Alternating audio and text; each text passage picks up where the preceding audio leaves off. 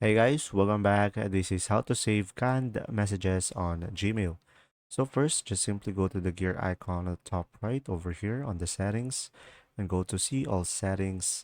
And after that, just simply go ahead and go to the advanced over here at the top. And from here, make sure to enable the templates over here. And now just simply go ahead and click on save changes. And after that, just simply compose an email and go for the three dots over here at the bottom right. And from here, you should be able to see templates and you should be able to see save draft as template. And you can save as a new template. And from here, you can name your template over here. And you can just simply click on save. And after that, guys, you should be able to save canned messages on Gmail. And there you go. If this video was helpful, please like and subscribe.